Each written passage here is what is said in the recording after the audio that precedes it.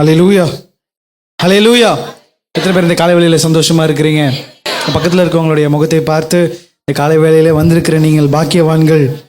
அவங்கள பார்த்து சொல்லுங்க, நிறைவாழ்வு மையம் ஏஜி சபைக்கு உங்களை அன்போடு வரவேற்கிறோம். ஆமென். நம் தேவன் நம் மத்தியில் அசைவாடி கொண்டுகிறவராக இருக்கிறார். அவர் சமூகத்தில் வந்தாலே சந்தோஷம். எத்தனை பேர் விசுவாசிக்கிறீங்க? ஆமென்.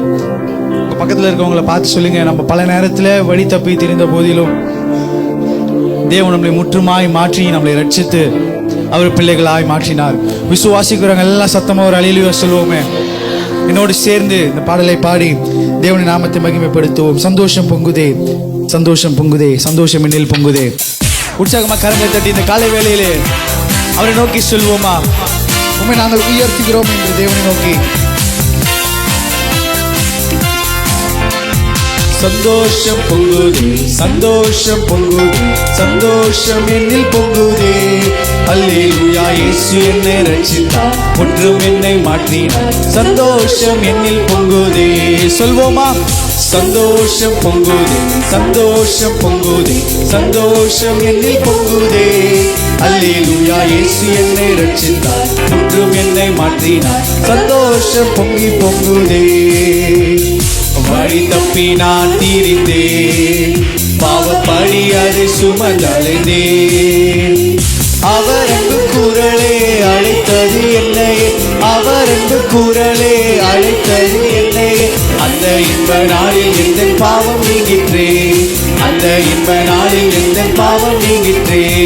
சந்தோஷம் பொங்குதே, சந்தோஷம் பொங்குதே, சந்தோஷம் என்னில் பொங்குதே.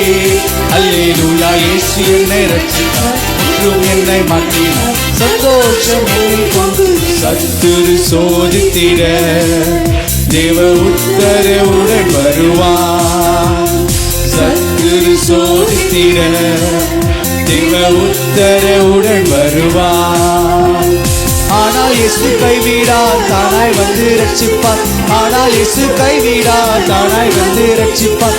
அந்த நல்ல இயேசு எந்த சொந்தமானாரே, அந்த நல்ல இயேசு எந்த சொந்தமானாரே. சந்தோஷம் பொங்குதே, சந்தோஷம் பொங்குதே, சந்தோஷம் என்னில் பொங்குதே. இயேசு என்னை ரட்சித்தார், முற்றும் என்னை மாற்றினார். சந்தோஷம் என்னில் பொங்குதே. சொல்லுங்க, சந்தோஷம், சந்தோஷம் பொங்குதே, சந்தோஷம் பொங்குதே, சந்தோஷம் என்னில் பொங்குதே. அல்லேலூயா, இயேசு என்னை ரட்சித்தார், முற்றும் என்னை மாற்றினார். சந்தோஷம் என்னில் பொங்குதே. அல்லேலூயா. கை வச்சுட்டு சோகமா சந்தோஷம் பொங்குதே பாடாம வைராக்கியத்தோடு பக்கத்துல பார்த்து சொல்லுங்க, சந்தோஷத்தோடு மன மகிழ்ச்சியோடு. பாதி பேர் பக்கத்துல கூட பார்க்க மாட்டீங்க, பயப்படாதீங்க. பக்கத்துல பார்த்து சொல்லுங்க, உங்க சகோதரர்கள் உங்க சகோதரிகள் உங்களை பார்த்து சந்தோஷமா இந்த பாட்டை பாடுங்க. பாடும்போது முகத்துல சிரிப்போடு பாடுங்க. ஆமென். ஆண்டவர் சமூகத்துல வரும்போது எல்லா முகங்களும் பூக்கும். ஆமென். எத்தனை பேர் விசுவாசிக்கிறீங்க? என்னோடு சேர்ந்து மீண்டுமாக இந்த பாடல பாட போறோம். ஆனா இந்த தடவை ஸ்மைலோட சந்தோஷத்தோட பாட போறீங்க. ரெடி? 1 2 3 4. சந்தோஷம் பொங்குதே, சந்தோஷம் பொங்குதே, சந்தோஷம் என்னில் பொங்குதே. அல்லேலூயா, இயேசு என்னை ரட்சித்தார், முற்றும் என்னை மாற்றினார். சந்தோஷம் என்னில் பொங்குதே. சிரிச்சிட்டே பாடுங்க. சந்தோஷம் பொங்குதே. பாதி பேர் சிரிக்கல. சந்தோஷத்தோடு மன மகிழ்ச்சியோடு ஆண்டவரே சமூகத்தில் சந்தோஷம் பொங்குதே. அவரை பார்த்து சொல்லுங்க, பாவத்தில் ஜீவிப்பவர், பாவத்தில் ஜீவிப்பவர் பாதாளத்தில் நடுங்கிடுவார். சொல்லுங்க, பாவத்தில் ஜீவிப்பவர் பாதாளத்தில் அழிந்திடுவார். நானோ பரலோகத்தில் நாளும் பாடல் பாடிடுவேன், நானோ பரலோகத்தில் நாளும் பாடல் பாடிடுவேன். என்னில் வாழும் இயேசுவோடு என்றும் வாழுவேன், என்னில் வாழும் இயேசுவோடு என்றும் வாழுவேன். சந்தோஷம் பொங்குதே, சந்தோஷம் பொங்குதே, சந்தோஷம் என்னில் பொங்குதே. அல்லேலூயா, இயேசு என்னை ரட்சித்தார், முற்றும் என்னை மாற்றினார். சந்தோஷம் என்னில் பொங்குதே. சந்தோஷம், சந்தோஷம். எல்லாம் சிரிச்சு சந்தோஷத்தோடு மன மகிழ்ச்சியோடு காலை வேளையில் ஆண்டவரே உம்மை நான் நோக்கி பார்க்கிறேன், முற்றும் முற்றும் என்னை மாற்றினார். சந்தோஷம். கடைசியா ஒரு முறை சொல்லுங்க, சந்தோஷம். சந்தோஷம் பொங்குதே, சந்தோஷம் பொங்குதே, சந்தோஷம் என்னில் பொங்குதே. அல்லேலூயா, இயேசு என்னை ரட்சித்தார், முற்றும் என்னை மாற்றினார். சந்தோஷம் என்னில் பொங்குதே. ஆண்டவர் என்னை ரட்சித்திருக்கிறார் என்று சொல்லுகிற எல்லா சகோதர சகோதரிகள் உற்சாகமாய் கரங்களை தட்டி தேவ நாமத்தை மகிமைப்படுத்துவோம். ஆண்டவரே, நீர் எங்கள் மத்தியிலே அசைவாடி கொண்டிருக்கிறீர். எங்கள் வாழ்க்கையை மாற்றிருக்கீங்க அப்பா. எங்களை ரட்சித்திருக்கீங்க, உமது பிள்ளைகளாய் தெரிந்து கொண்டீங்க அப்பா. எங்களை பாவத்திலிருந்து சேற்றிலிருந்து தூக்கி உயர்ந்த கண்மலையின் மேல் நிறுத்த வைத்திருக்கிறீரே, உயர்ந்த ஸ்தலங்களில் எங்களை நிறுத்த வைத்திருக்கிறீரே. அதற்காக உமக்கு நன்றி செலுத்துகிறோம் ஆண்டவரே. உம்மை உயர்த்துகிறோம் அப்பா, நன்றி செலுத்துகிறோம். இப்படி இருக்கிற இடங்களில் நம்ம எல்லாம் தேவனுடைய சமூகத்தில் எழுந்து நின்று எத்தனை பேர் விசுவாசிக்கிறீங்க இந்த இடத்துல ஆவியானவர் அசைவாடி கொண்டு இருக்கிறார்? அவர் வார்த்தைகளினாலே நம்மளை தேற்றுகிறவர், அவர் வார்த்தையினாலே நம்மளை தொடுகிற ஒரு தெய்வனை நாம் ஆராதித்து கொண்டு இருக்கிறோம். என்னோடு சேர்ந்து ஒரு நிமிடம் கண்களை மூடி கைகளை அவருக்கு நேராக உயர்த்தி வந்திருக்கிற எல்லாரும் வெக்கப்படாம அவரை நோக்கி பாருங்க. 2 கைகளை உயர்த்தி இருதயங்களை அவருக்கு நேராக திருப்பி அவரை நோக்கி சொல்லுங்க, இயேசுவே உமது வார்த்தையினாலே எங்களை தொடுங்கப்பா. உமது அபிஷேக தைலம் இந்த நாளில் எங்கள் மீது ஊற்றப்படுவதாக. எல்லாரும் கேளுங்க, வாலிபர்கள் கேளுங்க. ஆண்டவரே, உமது அபிஷேக தைலம் எங்கள் மீது ஊற்றப்படணும். ஆண்டவரே, உமது அக்கினி எங்கள் மீது ஊற்றப்படணும்ப்பா. உம்மை போல நான் மாறணும். நான் மட்டும் தான் சொல்ல முடியும், இயேசுவை போல மாறணும், வேற யாரும் சொல்ல முடியாது. தேவன் அப்படி ஒரு பிரிவிலேஜ், அப்படி ஒரு ஸ்லாக்கியத்தை நம்மளுக்கு கொடுத்திருக்கிறார். இந்த காலை வேளையில் அவரை நோக்கி சொல்லுங்க, அப்பா உம்மை போல மாற்றுங்க, என் மீது உமது அபிஷேக தைலத்தை ஊற்றுங்க. ஆண்டவர் இயேசுவின் மீது ஆவியானவர் வந்து அமர்ந்தார் என்று வேதத்தில் வாசிக்கிறோம். இந்த நாளிலே அதே ஆவியானவர் நம்மளை நிரப்ப காத்து கொண்டு இருக்கிறார். நீங்கள் வாயை திறந்து கேட்கும் போது உங்களை நிரப்புவார். இந்த நாளிலே தேவனே எங்களை நிரப்புங்க, கேளுங்க, நிரப்புங்க அப்பா, எங்களை நிரப்புங்க ஆண்டவரே. ஒரு அபிஷேக தைலம், ஒரு புதிய அபிஷேகம் எங்களுக்கு மீது ஊற்றப்படுவதாக. உன் வாயை விரிவாய் திற, நான் அதை நிரப்புவேன் என்று சொன்னவர் இந்த நாளிலே நம்மளை நிரப்ப காத்து கொண்டு இருக்கிறார். கேளுங்க கேளுங்க, அவர் உங்களை தொடுவார். அவருடைய தொடுதலை இந்த காலை வேளையில பெற்றுக்கொள், பெற்றுக்கொள். ஓ தேவ ஆவியானவரே, இந்த நாளிலே உமது அபிஷேக தைலத்தினாலே எங்கள் மீது நீர் ஊற்றப்பட்டு கொண்டிருக்கிறதால் நன்றி செலுத்துகிறோம், உம்மை உயர்த்துகிறோம் ஆண்டவரே. இந்த அபிஷேகத்தினாலே எல்லா நுகங்கள் முறியட்டும். நீரே எங்கள் மீது பெந்தேகோஸ்தே நாளிலே அமர்ந்தது போல அமருங்கப்பா. ஓ தூளி போல் வார்த்தைகளை எம்மேல் பொழியுமே. சொல்லுங்க, தூளி போல் வார்த்தைகளை எம்மேல் பொழியுமே. அக்கினியாயும் அபிஷேகத்தை எம்மேல் ஊற்றுமே. அக்கினியாயும் அபிஷேகத்தை எம்மேல் ஊற்றுமே. கேளுங்க, ஊற்றுமே, என்னில் ஊற்றுமே, அபிஷேகம் ஊற்றுமே, மாற்றுமே, என்னை மாற்றுமே, உம்மை போல் மாற்றுமே. கேளுங்க, ஊற்றுமே, என்னில் ஊற்றுமே. ஓ அபிஷேகம் என்னை ஊற்றப்படட்டும். மாற்றுமே, என்னை மாற்றுமே, உம்மை போல். பெந்தேகோஸ்தே நாளை போல, நாளை போல எம்மேல் அமர்ந்திடுமே. வாக்கு தத்தம் அருளப்பட்ட ஆவி ஊற்றிடுமே. எல்லாரும் கேட்போமா? பெந்தேகோஸ்தே நாள் என்று எங்கள் மீது இறங்குனது போலப்பா, இந்த நாளிலே எங்கள் மீது வந்து அமருங்க.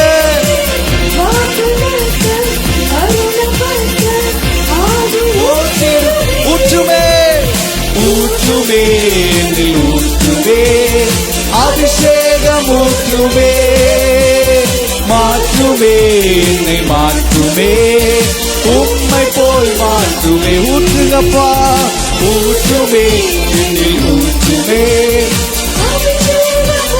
ஓ இயேசுவே, மாற்றுமே, என்னை மாற்றுமே, உம்மை போல். அபிஷேகத்தின் வல்லமையால், அபிஷேகத்தின் வல்லமையால் நுகங்கள் முறிந்திடுமே.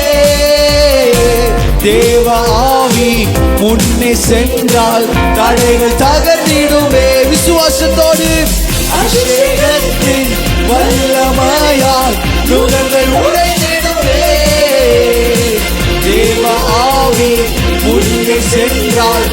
தடைகள் தகர்ந்திடுவே. கேளுங்க, ஊற்றும் ஊற்றுவே ஊற்றுவே அபிஷேகம் ஊற்றுவே மாற்றுவே மாற்றுவே உம்மை போல் ஊற்றுமே ஊற்றுமே ஊற்றுமே அபிஷேகம் ஊற்றுவே. இயேசுவே நிரப்புங்க, உம்மை போல மாற்றுங்கப்பா. மாற்றுமே உந்தன் பலத்தால் உந்தன் பலத்தால் சேனைக்குள் நான் துணிந்து பாய்ந்திடுவே. தேவனாலே உயர சென்று மதிலை தாண்டிடுவே. விசுவாசத்தோடு அப்பா ஒரு சேனைக்குள் நாங்கள் பாய்வோம். தேவனாலே ஒரு மதிலை தாண்டுவோம் என்று விசுவாசத்தோடு சொல்லுங்க.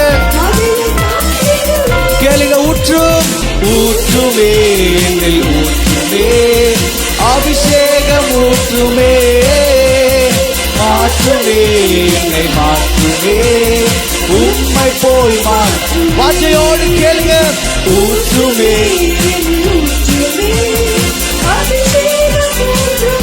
ஓ மாற்றுமே மாற்றுமே உம்மை போல் ஊற்றுங்கப்பா. ஊற்றுமே ஊற்றுமே அபிஷேகம் ஊற்றுமே மாற்றுமே என்னை மாற்றுமே உம்மை போல் மாற்றுமே. ஊற்றுமே ஊற்றுமே என்னை ஊற்றுமே அபிஷேகம் ஊற்றுமே மாற்றுமே என்னை மாற்றுமே உம்மை போல் ஊற்றுங்க ஊற்றுமே. ஆவியானவரே, புது தொடுதலை நாங்கள் வாஞ்சிக்கிறோம், புது தொடுதலை நாங்கள் வாஞ்சிக்கிறோம். வாஞ்சித்து கேளுங்க, தாகத்தோடு கேளுங்க, அவர் உங்களை நிரப்புவார். ஊற்றுங்க ஊற்றுமே ஊற்றுமே அபிஷேகம் ஊற்றுமே மாற்றுமே என்னை மாற்றுமே உம்மை போல் மாற்றுமே. இந்த காலை வேளையிலே தேவனுடைய அபிஷேகம் நதியாய் பாய்ந்து கொண்டிருக்கிறது. அலை அலையாய் அலை அலையாய் அலை அலையாய் இந்த காலை வேளையிலே உங்களை நிரப்பிக் கொண்டிருக்கிறார். உங்கள் சிரசிலே ஒரு அபிஷேக தைலம் ஊற்றப்பட்டு கொண்டிருக்கிறது. உங்கள் மீது தேவ ஆவியானவர் அமர்ந்து கொண்டிருக்கிறார். இந்த காலை வேளையில் எல்லாரும் விசுவாசத்தோடு வாஞ்சையோடு தாகத்தோடு கேளுங்க. ஆண்டவரே, எங்களை நிரப்புங்க, எங்களை நிரப்புங்க அப்பா, எங்களை நிரப்புங்க அப்பா. உமது அபிஷேகத்தினாலே உமது ஜீவ நதியினாலே எங்களை நிரப்புங்க. நாங்கள் அதை வாஞ்சிக்கிறோம். பனித்துளி போல் எங்கள் மீது அமர்வீராக, அக்கினியா எங்கள் மீது அமர்வீராக. ஓ, நீங்கள் துதிக்க துதிக்க தேவ ஆவியானவர் உங்கள் வாழ்விலே கிரியை செய்வதை பார்ப்பீர்கள். உங்கள் வேலையிலே கிரியை செய்வதை பார்ப்பீர்கள். உங்கள் பிள்ளைகளுடைய வாழ்க்கையில் கிரியை செய்வதை பார்ப்பீர்கள். எல்லா விசுவாசத்தோடு சகோதரர்கள் எல்லா கரங்களை தட்டி தேவனே எங்களை நிரப்பிக் கொண்டிருக்கிறீர். ஒவ்வொரு நாளும் உமது அபிஷேகத்தை புதுப்பித்துக் கொள்ளுகிற ஒரு பாக்கியத்தை, இந்த அனுபவத்தை பெற்றுக் கொள்ளுகிற ஒரு பாக்கியத்தை எங்களுக்கு தாங்கப்பா. உமது பிள்ளைகளாய் தெரிந்தெடுத்தீங்க. ஒவ்வொரு நாளும் எங்களை வழி நடத்திட்டு இருக்கீங்க அப்பா. உங்க உன்னத பலத்தினால் எங்களை மூடுவீராக. உமது உன்னத பலத்தினாலே எங்களை மூடுங்கப்பா. தேவனுடைய உன்னத பலத்தினாலே நம்மளை அவர் மூடி இருக்கிறார். இந்த காலை வேளையில 2 கைகளை அவருக்கு நேராக உயர்த்தி இருதயங்களை அவருக்கு நேராக திருப்பி எத்தனை பேர் சொல்ல முடியும், இயேசுவே அப்பா உம்மை போல யாருமே இல்லப்பா இந்த உலகத்துல.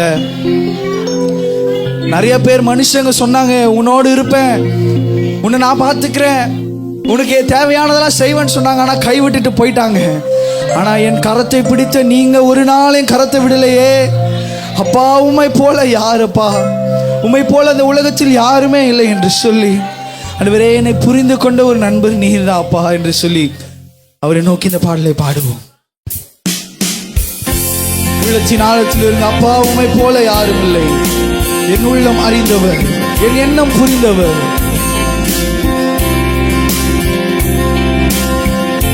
அப்பா உம்மை போல் யாரும் இல்லை, என்னுள்ளம் அறிந்த என் எண்ணம் புரிந்த ஒரு நண்பர் உம்மை போல் உலகில் இல்லை.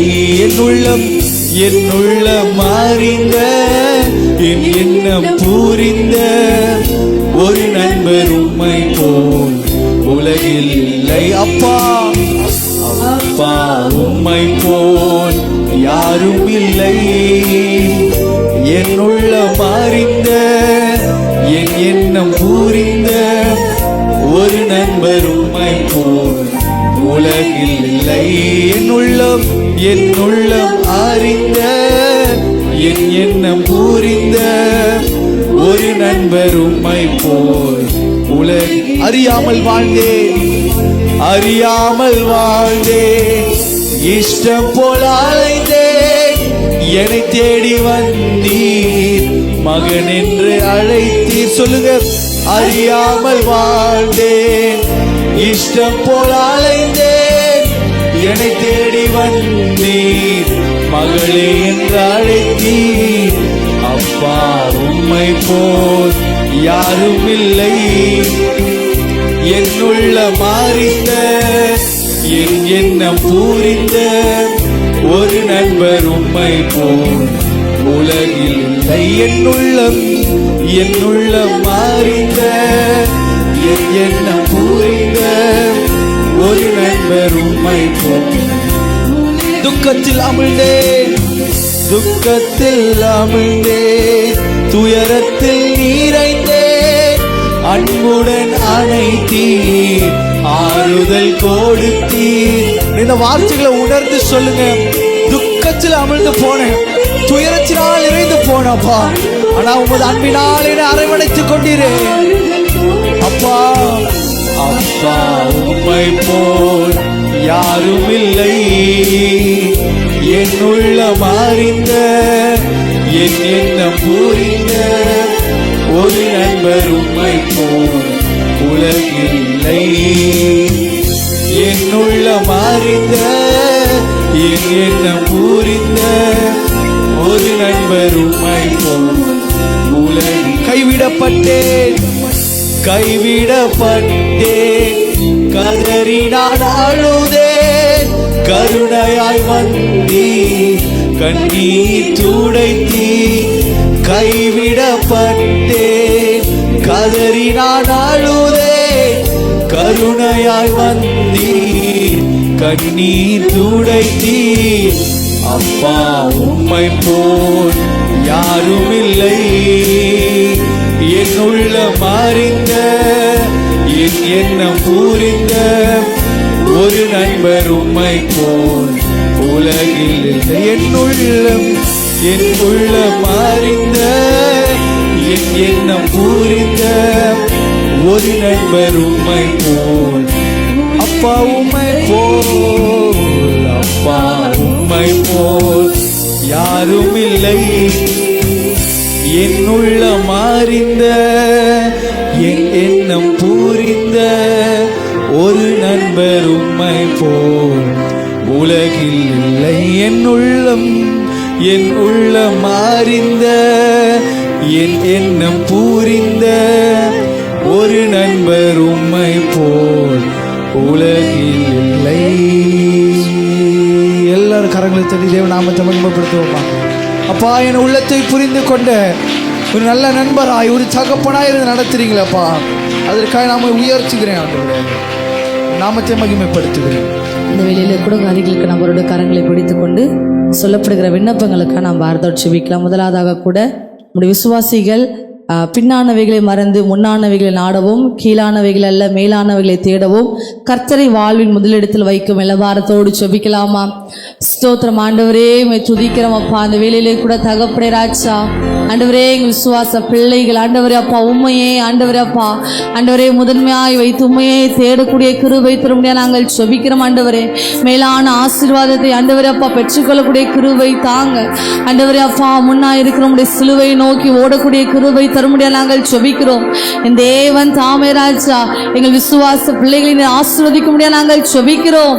தேவ கரமானது கூட இருக்க போற கிருபைகளுக்காக உமக்கு நாங்கள் நன்றி செலுத்துகிறோம். ஆண்டவரே அப்பா, ஸ்தோத்தரிக்கிறோம் ஆண்டவரே, மை துதிக்கிறோம் அப்பா, மை ஸ்தோத்தரிக்கிறோம் அப்பா. அடுத்ததாக கூட உத்தரப்பிரதேசத்தில் சுவிசேஷம் அறிவித்ததினால் 5 வருடம் சிறை தண்டனை விதிக்கப்பட்டுள்ள பாஸ்டர் ஜோன்ஸ் பாப்சன், சிஸ்டர் ஸ்ரீஜா பாப்சன் இவர்கள் மேல்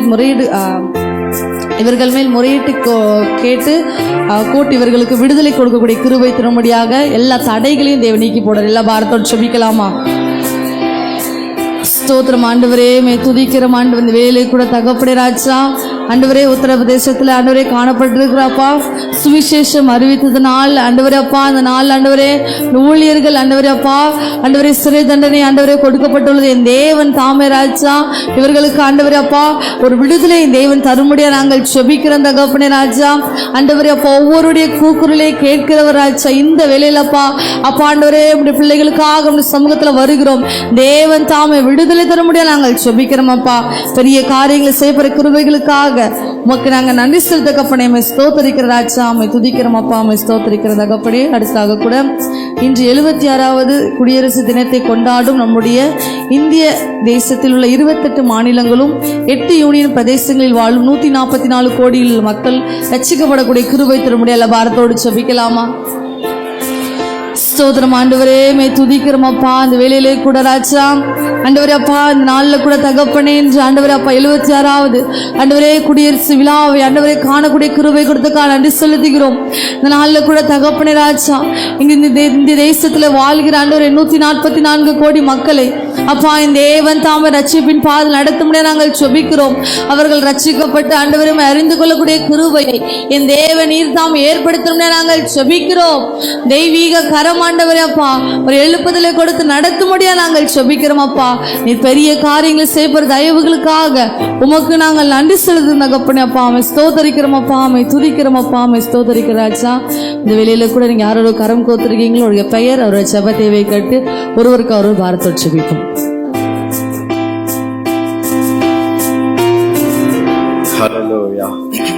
கர்த்தர் நம்முடைய எல்லா ஜெபங்களையும் கேட்டு இருக்கிறார். கரங்களை தட்டி எல்லாரும் கர்த்தரை ஸ்தோத்திரம் பண்ணுவோமா? ஹல்லேலூயா.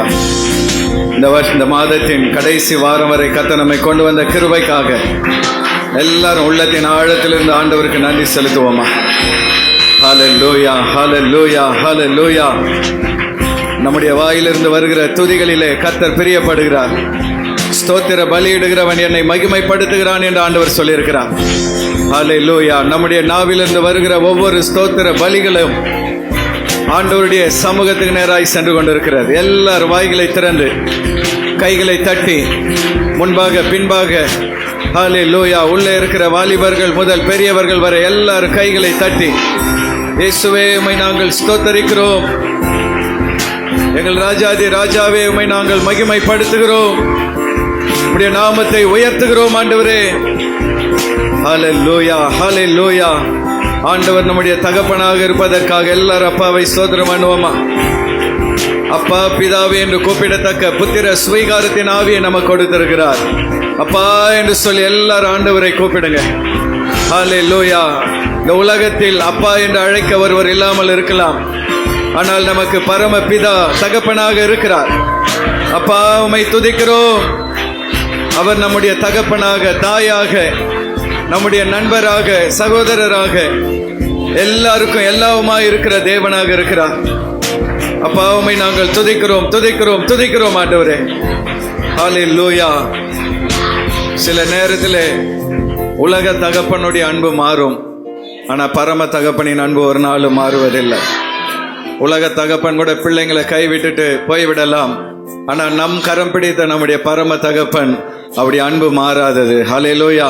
இந்த காலை வேலையில எல்லாரும் வலது கரத்தை உயர்த்தி தலைகளை உயர்த்தி அப்பா இந்த காலை வேலையில உம்மை நான் ஆராதனை செய்கிறேன் என்று சொல்லி எல்லாரும் அப்பாவை மகிமைப்படுத்துவோம். ஹல்லேலூயா. அப்பா, அப்பா பிதாவே ஆராதனை உமக்கு நன்றி செலுத்துகிறோம் அப்பா. அப்பா, அப்பா பிதாவே ஆராதனை உமக்கே, ஆராதனை உமக்கே.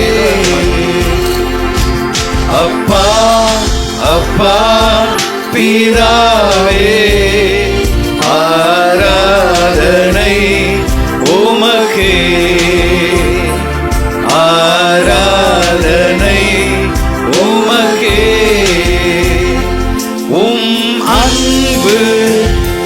எத்தனை இனியது உம் கிருபை, எத்தனை புதியது. எல்லாரும் சேர்ந்து பாடுவோமா? ஆண்டவரே, உம்முடைய அன்பு எத்தனை இனிமையானது, காலை தோறும் உடைய கிருபை எத்தனை புதியது. உம் மகிமை எத்தனை பெரியது, உம் மகிமை எத்தனை. கைகளை அசைத்து ஆராதனை செய்வோம்.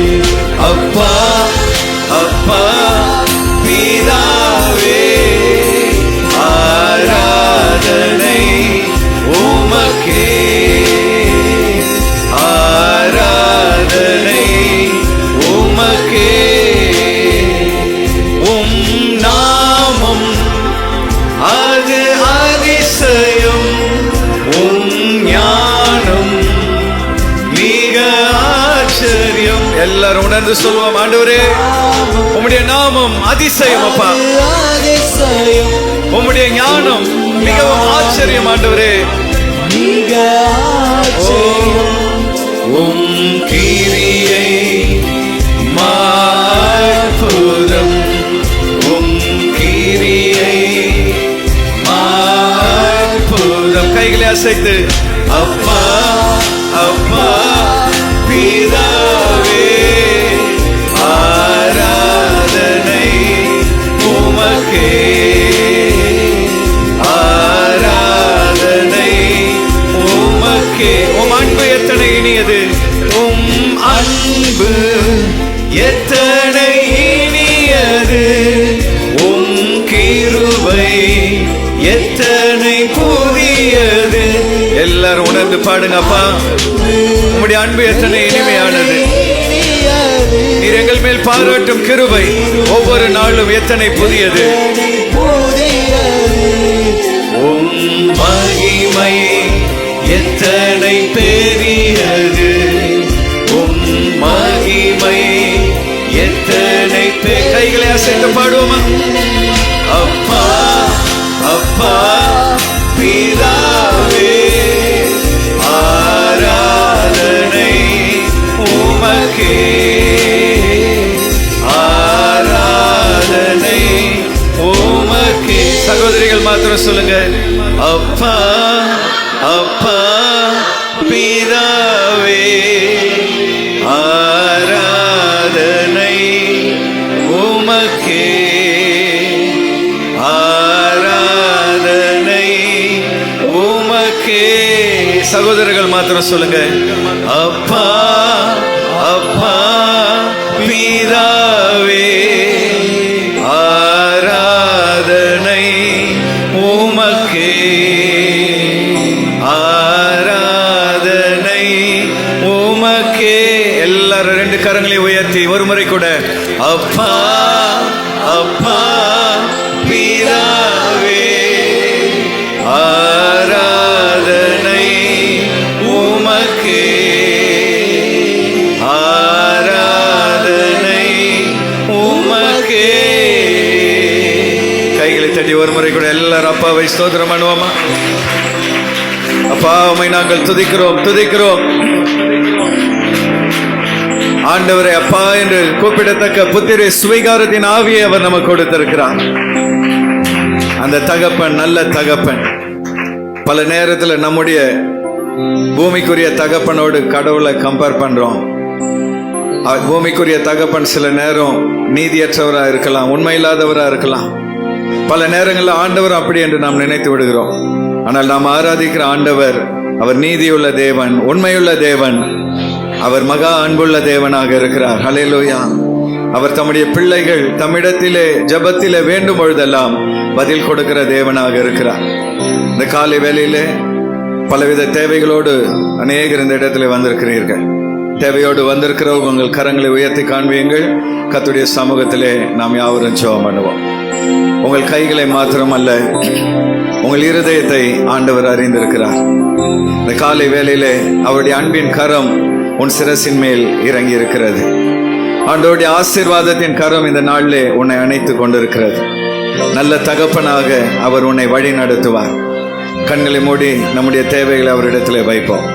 நல்ல ஆண்டவரே, இந்த காலை வேளையிலே உம்முடைய நாமத்தை நாங்கள் உயர்த்துகிறோம். காலைகள் தோறும் உம்முடைய கிருபைகள் புதியவைகளாக இருப்பதற்காக உம்மை ஸ்தோத்தரிக்கிறோம்.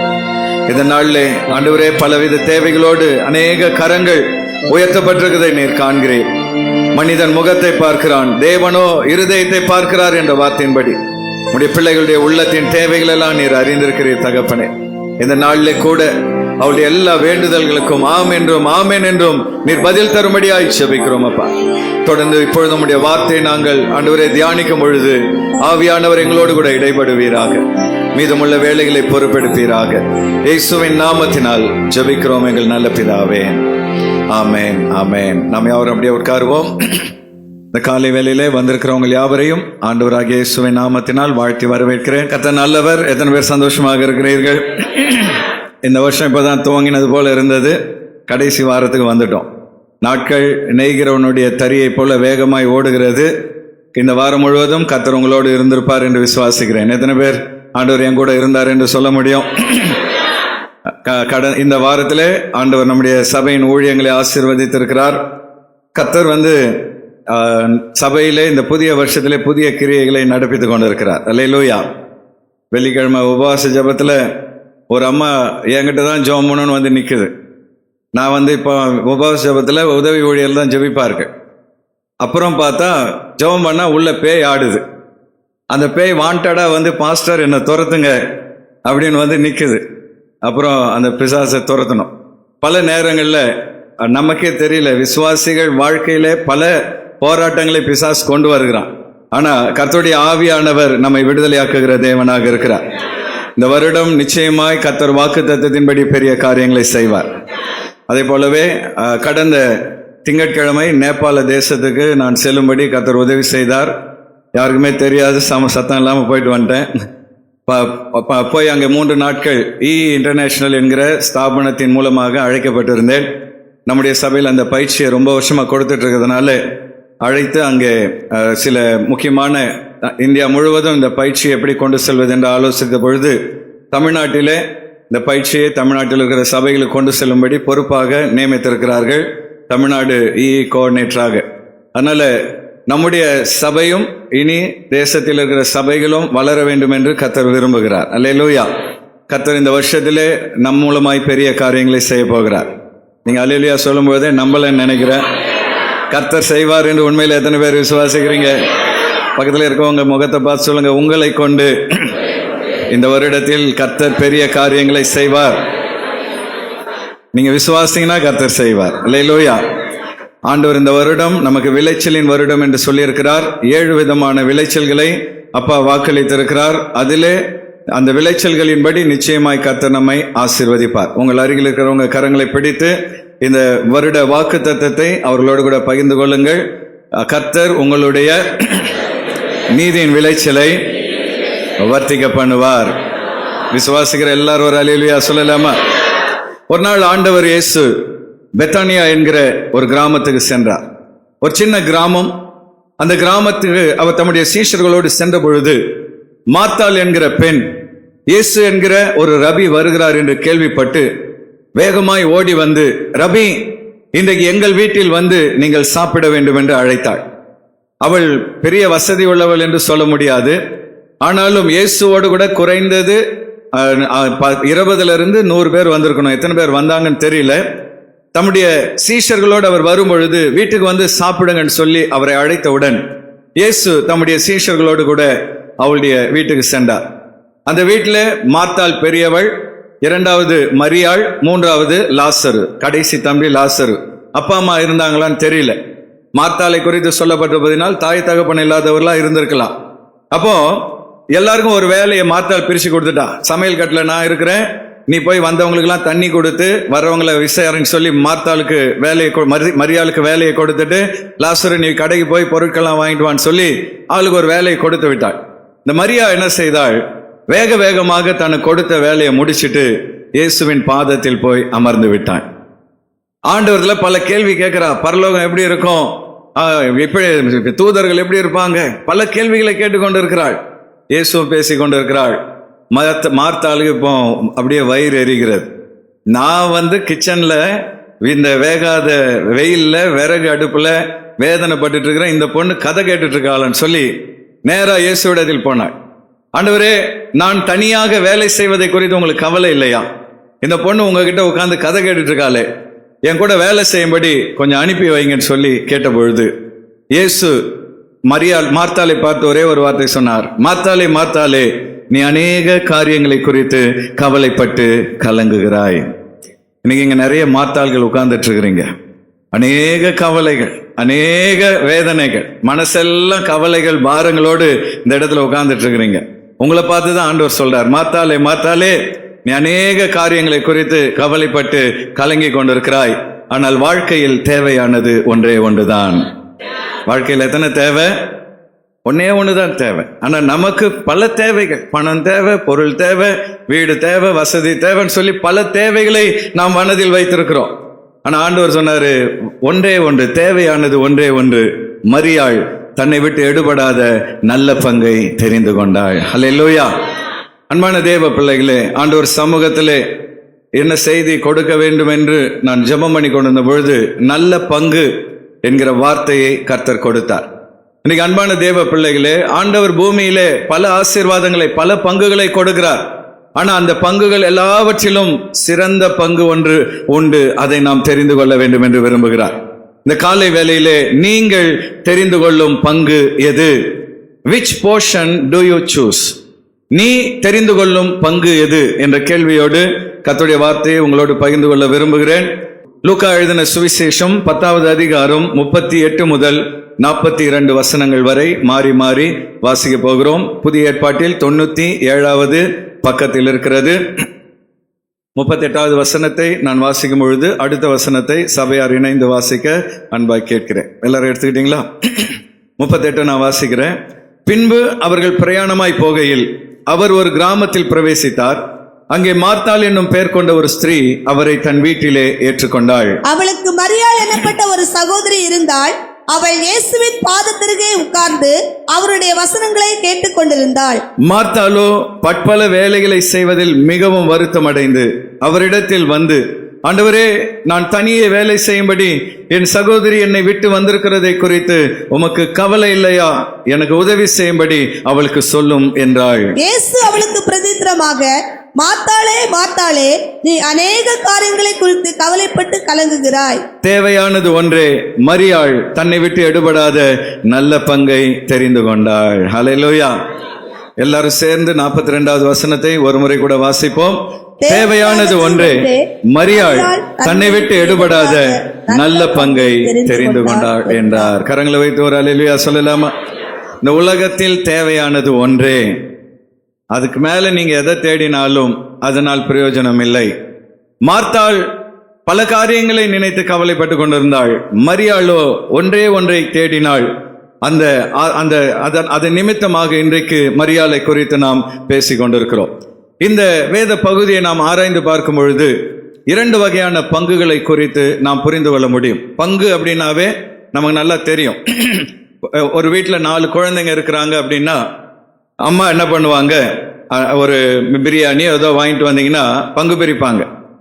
எல்லாருக்கும் சமமாக பங்கு பிரித்து வைப்பார்கள். சில நேரம் அவங்களுக்கு செல்ல பிள்ளை யாராவது இருந்தால் நைஸாக என்ன பண்ணுவாங்க, கொஞ்சம் லெக் பீஸ் எக்ஸ்ட்ரா வச்சு கொடுப்பாங்க, பங்கு பிரிப்பார்கள். அப்போ யாருக்கு லெக் பீஸ் வருதோ அது நல்ல பங்கு. புரியுதா உங்களுக்கு? அதே மாதிரி சொத்து பிரிக்கும் பொழுதும், பாகம் பிரித்தல், பங்கு பிரிக்கும் பொழுதும் மூத்த மகனுக்கு கொஞ்சம் விசேஷமான பங்கை கொடுப்பார்கள், மற்றவர்களுக்கு சாதாரண பங்கை கொடுப்பார்கள். இதுதான் பங்கு பிரித்தல்.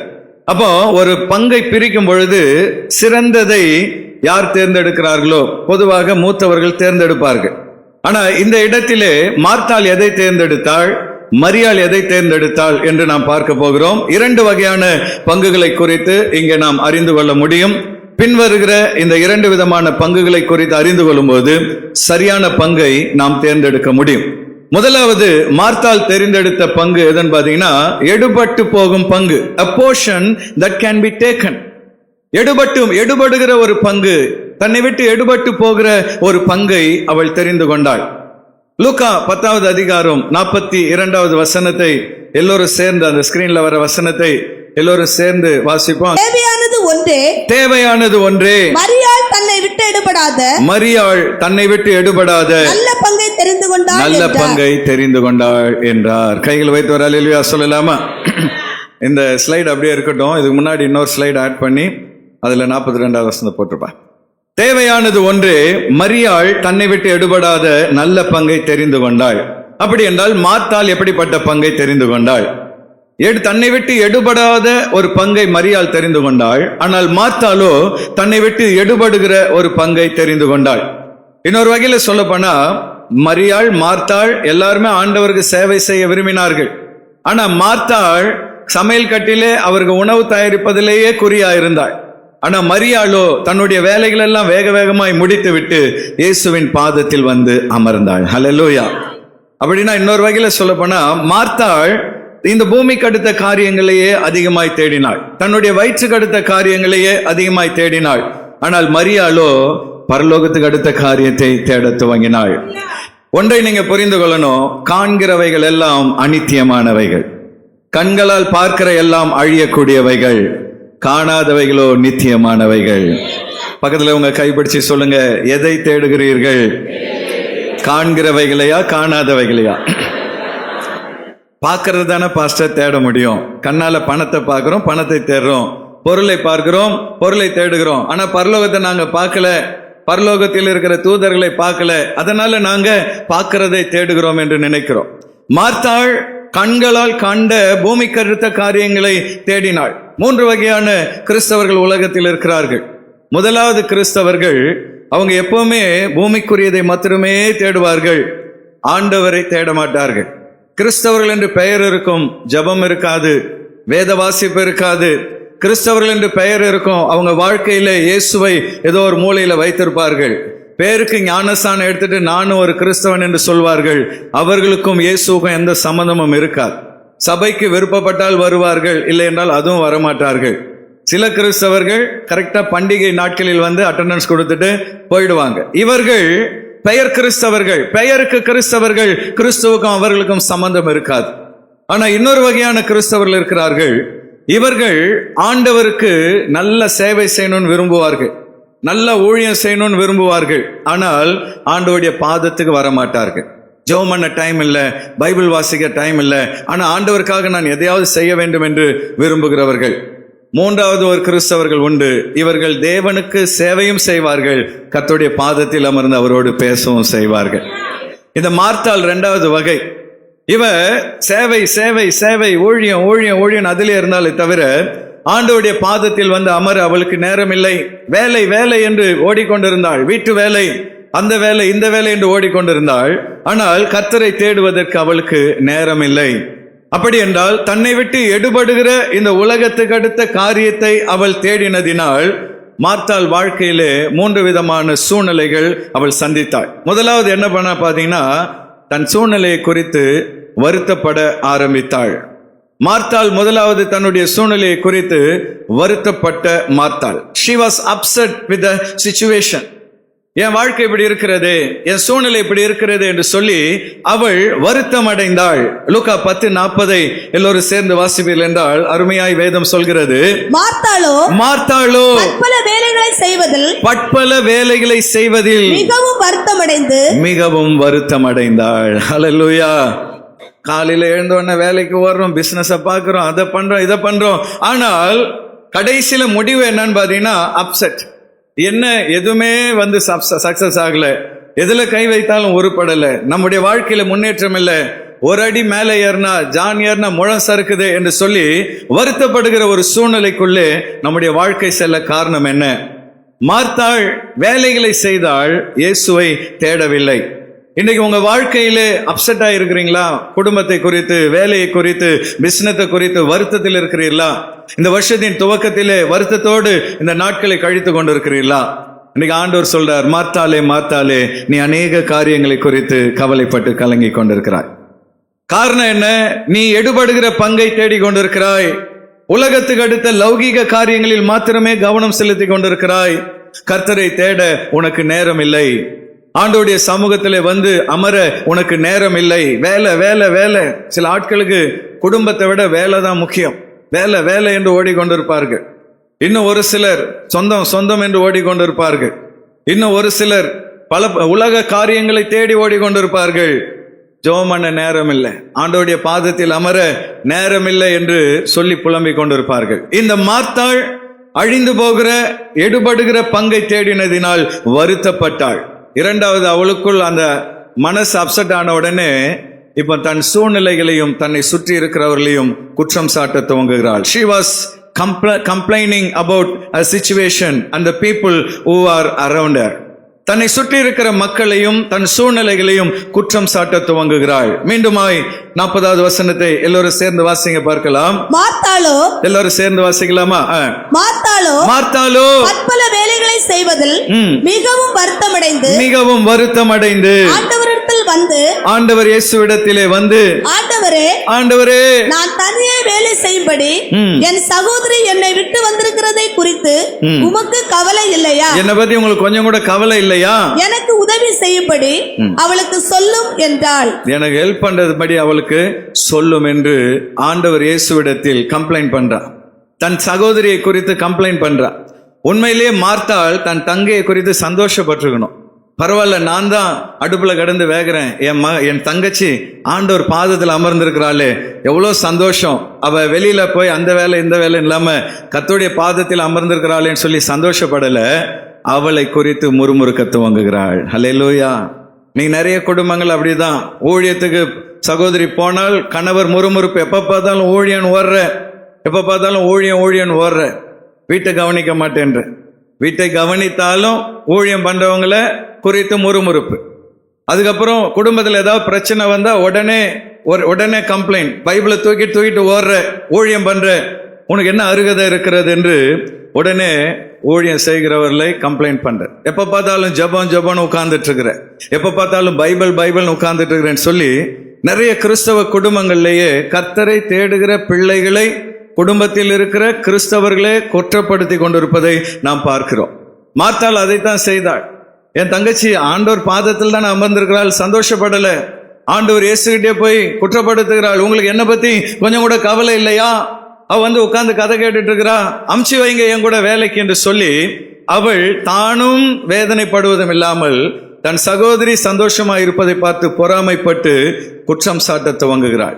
இந்த காலை வேளையில் அன்பான தேவ பிள்ளைகளே, கர்த்தருக்கு அடுத்த காரியத்திலே ஒருவரை ஒருவர் குற்றம் சாட்டி கொண்டிருப்பீர்கள் என்றால் இன்றைக்கு ஆண்டவர் சொல்கிறார், அந்த காரியங்களை மாற்றிக்கொள்ளுங்கள். ஹல்லேலூயா. அதே நேரத்தில் ஜபம் சொல்லி வீட்டு வேலையும் கவனிக்காம இருந்துடாதீங்க. பின்னாடி நம்ம மரியாதை பார்க்கிறோம், ரெண்டுத்தையும் அவன் பேலன்ஸ் பண்றான். வீட்டு வேலையும் செய்கிறாள், கர்த்தருடைய பாதத்திலும் அமர்கிறாள். அப்போ உங்க குடும்பத்திலே உங்க பிள்ளைகளோ கணவரோ மனைவியோ ஆண்டவருடைய ஊழியத்தை செய்தால் அதை குறித்து சந்தோஷப்படுங்க. பிள்ளைங்க ஜெபம் பண்றாங்கன்னா சந்தோஷப்படுங்க, வேதத்தை வாசிக்கிறாங்கன்னா சந்தோஷப்படுங்க, கர்த்தருடைய சமூகத்துக்கு வருகிறார்கள் என்றால் சந்தோஷப்படுங்க. அதை விட்டுட்டு அவர்களை குற்றப்படுத்தி முறுமுறுத்து கொண்டு இருக்காதீர்கள். மார்த்தாளோ ஆண்டவர் இயேசுவிடத்திலே வந்து அவளை எனக்கு உதவி செய்யும்படி சொல்லும் என்று குற்றப்படுத்துகிறாள். அது மாத்திரமல்ல, மூணாவது ஆண்டவர் இயேசு சொல்றாரு, மார்த்தாள் பல காரியங்களை குறித்து கவலைப்பட்டு கலங்கி கொண்டிருந்தாள். இந்த ஒரு விஷயம் இல்லை, அவ மைண்ட்ல பல கவலைகள் இருந்தது. வேதத்திலே லூக்கா 10வது அதிகாரம் 41வது வசனத்திலே தெளிவாக சொல்லப்பட்டிருக்கிறது. வாசிங்க பார்க்கலாம். இயேசு அவளுக்கு பிரதித்திரமாக, தன்னிடத்தில் முறுமுறுத்த மார்த்தாளை பார்த்து இயேசு அவளுக்கு சொன்ன பதில் என்ன? மார்த்தாளே, நீ அநேக காரியங்களை குறித்து கவலைப்பட்டு கலங்குகிறாய். நீ அநேக காரியங்களை குறித்து கவலைப்பட்டு கலங்கி கொண்டிருக்கிறாய். ஹல்லேலூயா. இது இந்த முறுமுறுப்பு, இந்த கவலை திடீர்னு வரல. அவள் லைஃப்ல பல விஷயங்களை குறித்து ரொம்ப நாளா கவலைப்பட்டு கொண்டு இருக்கிறாள். என்ன கவலைன்னு ஆண்டவர் சொல்லலைங்க, ஆனா நாம கெஸ் பண்ண முடியும். எனக்கு அப்பா அம்மா இல்லை, நான் வீட்டில் மூத்த பொண்ணு, எனக்கு இன்னும் கல்யாணம் ஆகல, என் தங்கச்சியை நான் எப்படி கரை ஏற்றுவேன், என் தம்பியை நான் எப்படி கரை ஏற்றுவேன், இப்படி தன்னுடைய குடும்பத்தை குறித்து அவள் கவலைப்பட்டு கொண்டு இருந்திருக்கலாம். அல்லது நான் இன்னைக்கு ஆண்டவரை நான் உபசரிச்சிட்டேன், வீட்டில் இருக்கிற எல்லா பொருளும் தீர்ந்து போயிடும், நாளைக்கு நான் என்ன செய்வேன் என்று நாளைய தினத்தை குறித்து அவள் கவலைப்பட்டு கொண்டிருந்திருக்கலாம். எதற்காக அவள் கவலைப்பட்டாள் என்று தெரியவில்லை. ஆனால் இயேசு சொல்றாரு, நீ 1-2 காரியத்தை குறித்து கவலைப்படல, அநேக காரியங்களை குறித்து கவலைப்பட்டு கலங்கி கொண்டிருக்கிறாய். பக்கத்தில் அவங்க கைப்பிடிச்சு அவங்க முகத்தை கொஞ்சம் பாருங்க, முழிச்சிருக்கிறாங்களா, தூங்குறாங்களா கொஞ்சம் பார்த்துட்டு, சகோதரனே சகோதரியே, அநேக காரியங்களை குறித்து கவலைப்படுகிறீர்களா? கவலைப்படாதீங்க. இன்னைக்கு ஆண்டவர் அதான் சொல்றார், அநேக காரியங்களை குறித்து என்ன பண்ணாத, கவலைப்படாது. அது இல்லை, இது இல்லை, எதை பத்தி நீ கவலைப்படாத.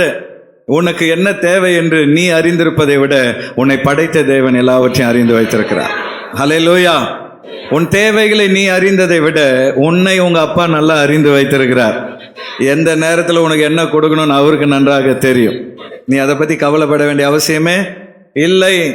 உணவை குறித்தோ, உடையை குறித்தோ, இடத்தை குறித்தோ, உன் குடும்பத்தை குறித்தோ, சூழ்நிலைகளை குறித்தோ நீ கவலைப்பட்டு கலங்க வேண்டிய அவசியம் இல்லை. இதுல என்ன ஆச்சரியம்னா, இயேசு இல்லாத வரைக்கும் அவன் அந்த வீட்டில் கவலை இருந்தது நியாயம்தான்.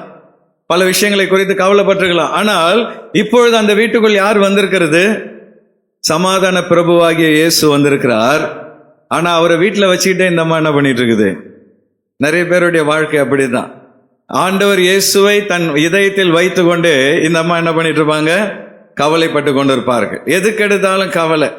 நல்லதை குறித்தும் கவலை, கெட்டதை குறித்தும் கவலை. ஒரு சர்ச்சில் ஒரு விவசாயி இருந்தார். இவர் எப்பவுமே வந்து கவலைப்பட்டு கொண்டே இருப்பார். பாஸ்டர்கிட்ட வந்து வார வாரம் ஜெபம் பண்ணுவார். பாஸ்டர், இந்த வருஷம் மழை பெய்யல, நல்ல மழை பெய்யணும்னு ஜெபம் பண்ணுங்க. அடுத்த முறை வருவார், மழை பெஞ்ச பாஸ்டர் ஜெபம் பண்ணி மழை பெஞ்சிரும், பயிர் விளையும். ஆனால் மறுபடியும் சோகமாக வந்து நிற்பார். இப்போ நீங்களாம் உட்காந்துருக்கிற மாதிரி சோகமாக வந்து நிற்பார். பாஸ்டர், பயிர் விளைஞ்சிடுச்சு, ஆனால் பூச்சி அடிக்குது, பூச்சி அடிக்கூடாதுன்ட்டு ஜெபம் பண்ணுங்க. பாஸ்டர் ஜெபம் பண்ணுவார். அடுத்து இப்படி ஒவ்வொரு வாரமும் வந்து ஏதாவது, அவர் ஒரு நாளும் சிரிச்சு பாஸ்டர் பார்த்ததே இல்லை. ஜெபம் பண்ணி பண்ணி அந்த வருஷம் சரியான விளைச்சலை கர்த்தர் கொடுத்தார். தக்காளி போட்டிருந்தாரு. தக்காளி எல்லாம் ஒரு தக்காளி கூட கெட்டு போகாதபடி எல்லாமே நல்லா விளைஞ்சி செக்கச்செவேல்னு பார்க்கவே ஆசையா இருக்கிறது. அவ்வளவு அருமையான தக்காளி விளைந்து விட்டது. அப்போ பாஸ்டருக்கு ரொம்ப சந்தோஷம். இந்த வாரம் இந்த பிரதர் கண்டிப்பா சிரிச்ச முகத்தோடு வருவார் அப்படின்னு சொல்லி பார்த்தா பாஸ்டர் முன்னாடி வந்து சோகமா நிற்கிறார். என்ன பிரதர், ஆண்டவர் இவ்வளவு அற்புதம் செய்து தக்காளி எல்லாம் நல்லா விளைஞ்சு உங்களுக்கு இந்த வருஷம் நல்ல பலன் கிடைக்க போகுது, ஏன் சோகமா இருக்கிறீங்க? பாஸ்டர், ஒவ்வொரு வருஷமும் பூச்சி அடிச்ச தக்காளி எல்லாம் என் மாட்டுக்கு போடுவேன், ஆனா இந்த வருஷம் மாட்டுக்கு நான் எதை போடுவேன்னு தெரியல, அதனால தான் கவலையா இருக்கிறேன்னு. இந்த ஆட்கள் வாழ்க்கையில எப்பொழுதும் என்ன பண்ண போறதே கிடையாது, சந்தோஷப்பட போறதே கிடையாது. நம்ம சர்ச்சிலையும் கொஞ்சம் பேர் அப்படி இருக்கிறாங்க. பாஸ்டர்ஸ் ஜோக் சொன்னா கூட நான் சிரிக்க மாட்டேன். ஏன்னா சிரிச்சா மனசுல இருக்கிற கவலை எல்லாம் என்ன பண்ணிடுமா, போயிடுமா. எப்பவுமே சீரியஸா என் கவலை எனக்கு தெரியும் அப்படின்னு சொல்லி உட்கார்ந்துருக்கிற ஆட்கள் உண்டு. ஆனா அன்பான தேவ பிள்ளைகளே, மாத்தாளை போல இருக்காதீங்க, மரியாதை போல மாற வேண்டும் என்று கர்த்தர் நம்மை அழைக்கிறார். இன்னும் சிலர் இருக்கிறாங்க, எதை பற்றியும் கவலைப்பட மாட்டார்கள். பாஸ் ஆரம்பிச்சோன்னா அவங்க தூங்க ஆரம்பிச்சிருவாங்க. ஒரு சிலர் தூங்கிட்டு இருக்கிறாங்க. சரி, நல்லவங்க, இங்க சர்ச்சில் வந்தால் தூங்குறீங்களே, சந்தோஷமா என்ஜாய் பண்ணுங்க, கர்த்தர் நல்லவர். அப்ப பாருங்க, எடுபடுகிற ஒரு பங்கை மாத்தால் தெரிந்தெடுத்தாள். கடைசியில அதனால் வந்த பலன் என்ன? வருத்தங்கள், குற்றச்சாட்டுகள், கவலைகள். அன்பான தேவ பிள்ளைகளே, இந்த பூமிக்கு அடுத்த காரியங்களை மாத்திரம் தேடிட்டு இருந்தீங்கன்னா, அல்லது கர்த்தரை தேடாமல் இந்த பூமிக்கு அடுத்த உலக காரியங்களை மாத்திரம் தேடிட்டு இருந்தீங்கன்னா, கடைசியில மிஞ்ச போறது வருத்தமும் கவலைகளும் வேதனைகளும் தான். ஆனால் மரியாள் அப்படி அல்ல. அவள் ஒரு பங்கை தெரிந்து கொண்டாள். ஹல்லேலூயா. அவள் என்ன பங்கை தெரிந்து கொண்டாள்? வேதம் சொல்கிறது, எடுபடாத நல்ல பங்கை தெரிந்து கொண்டாள். A portion that cannot be taken away. தன்னை விட்டு யாரும் எடுக்க முடியாத ஒரு நல்ல பங்கை அவள் தேர்ந்தெடுத்தாள். ஹல்லேலூயா. அன்பான தேவ பிள்ளைகளே, ஆண்டவர் இயேசுவே மரியாளை பாராட்டக்கூடிய நிலைமையிலே மரியாள் ஒரு அருமையான ஒரு பங்கை தேர்ந்தெடுத்தாள். அது என்ன பங்கு அப்படின்னு பாத்தீங்கன்னா, ஆண்டவர் இயேசுவின் உறவை தேடினாள். ஹல்லேலூயா. இயேசுவோடு கூட உறவாடிய மரியாள், ஆண்டவர் இயேசுவோடு கூட பேசி உறவாடி மகிழ்ந்த மரியாள். லூக்கா 10வது அதிகாரம் 39வது வசனத்திலே மரியாளை குறித்து அருமையாய் சொல்லப்பட்டிருக்கிறது. வாசிங்க பார்க்கலாம். அவளுக்கு மரியாள் எனப்பட்ட ஒரு சகோதரி இருந்தாள். அவள் இயேசுவின் பாதத்திருகே உட்கார்ந்து அவருடைய வசனத்தை கேட்டுக் கொண்டிருந்தாள். கைகளை வைத்து ஒரு அல்லேலூயா சொல்லலாமா? மரியாள் என்ன பண்ணிட்டு இருந்தாலாம்? ஹாலில் இயேசு உட்கார்ந்து இருக்கிறாரு, ஒரு சேர்ல உட்கார்ந்து இருக்கிறாரு. அவரை சுத்தி 12 சீஷர்கள், கூட வந்து அவருக்கு உதவி செய்யக்கூடிய சகோதரிகள் ஒரு 20 பேர் இருக்கிறாங்கன்னு வச்சுக்கிடுங்களேன். அந்த ஹாலில் இயேசுவின் பாதத்துக்கு பக்கத்தில் போய் என்ன பண்ணிட்டாலாம், உட்காந்துட்டாலாம். இது என்ன பெரிய விஷயம் அப்படின்னு நீங்கள் நினைக்கலாம். 2000 வருஷத்துக்கு முன்பாக வாலிப பெண்கள் பெரியவர்கள் அருகில் வரக்கூடாது. இப்போ மாதிரி கிடையாது. இப்போ வந்து எட்டி உதைக்கிறான் தாத்தாவெல்லாம். அப்போல்லாம் அப்படி கிடையாது. பெரியவங்களுக்கு அவ்வளோ மரியாதை. அதுவும் வீட்டில் ஊழியக்காரர்கள் கனத்துக்குரியவங்க வந்துட்டா சின்ன பிள்ளைகள் அவங்க பக்கத்தில் போகக்கூடாது. அதுவும் பெண் பிள்ளைகள், வயசுக்கு வந்த பெண் பிள்ளைகள் கிச்சனை விட்டு வெளியே வரக்கூடாது. அப்படிப்பட்ட கட்டுப்பாடுகள் நிறைந்த அந்த நாட்களில் மரியாள் தனக்கு கொடுக்கப்பட்ட வேலையெல்லாம் கடகடன் செஞ்சு முடிச்சுட்டு வர்றவங்களுக்கெல்லாம் தண்ணி கொடுக்கணும்னா கொடுத்துட்டு மறுபடியும் கிச்சனுக்குள்ளே போயிடணும்.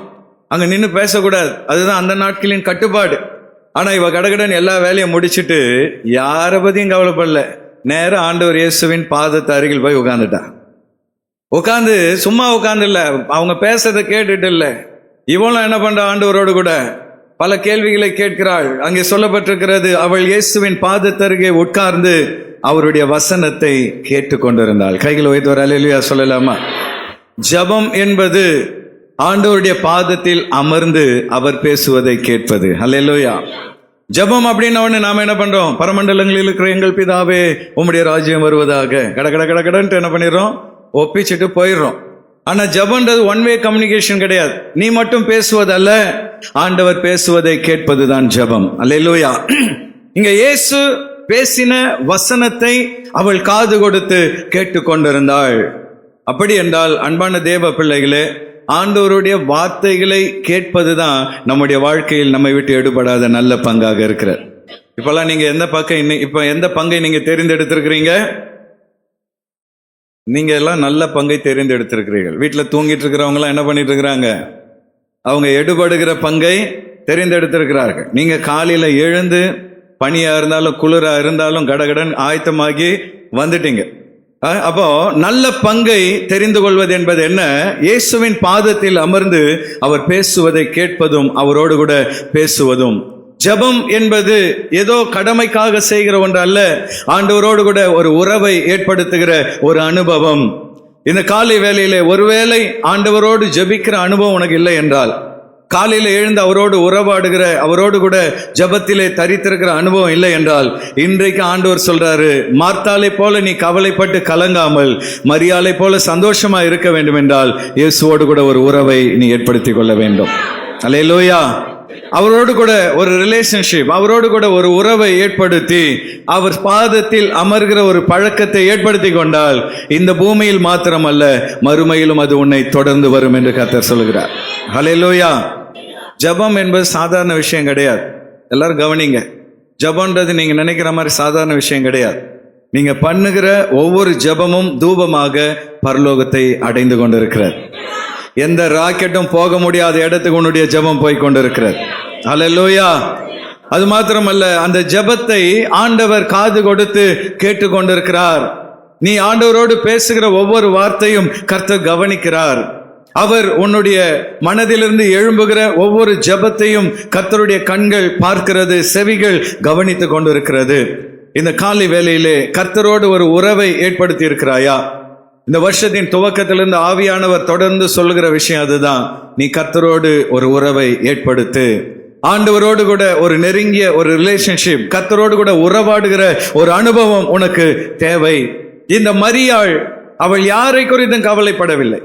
சில பேர் வந்தா கை தட்டுறதுக்கு யோசிப்பாங்க, வாய் திறந்து பாட யோசிப்பாங்க. எல்லாரும் கை அசைச்சு ஜெபம் பண்ணிட்டு இருப்பாங்க. இவங்க கை கட்டிட்டு என்ன பண்ணுவாங்க, உட்கார்ந்துருப்பாங்க. கை கட்டி உட்காருவது ரெண்டு காரியங்களை நான் சைக்காலஜி தெரிஞ்சதுனால சொல்றேன். கை கட்டி அமர்ந்திருப்பது முதல்ல அது தாழ்வு மனப்பான்மை குறிக்கிறது, தாழ்வு மனப்பான்மை. இரண்டாவது, கை கட்டி அமர்ந்திருப்பது சில நேரம் நான் அப்படிதான் இருப்பேன், நீ என்ன பண்றியோ பண்ணிக்கோ அப்படின்ற மாதிரியும் அர்த்தம் இருக்கிறது. ஆண்டவருடைய சமூகத்துல கை கட்டி அமராதீங்க, நல்ல கை தட்டி ஆண்டவரை துதியுங்கள். அல்லேலூயா. கைகளை அசைத்து ஆண்டவரை ஆராதனை செய்யுங்க. நம்முடைய சரீரம் கர்த்தரை ஆராதனை செய்ய செய்ய ஆண்டவர் அதிலே மகிமைப்படுகிறார். வீட்டில் நல்லா நேர் முட்டி போட்டு ஜெபம் பண்ணுங்க. பக்கத்தில் உங்க கைப்பிடிச்சு சொல்லுங்க, நேர் முட்டி போட்டு ஜெபம் பண்ணுங்க.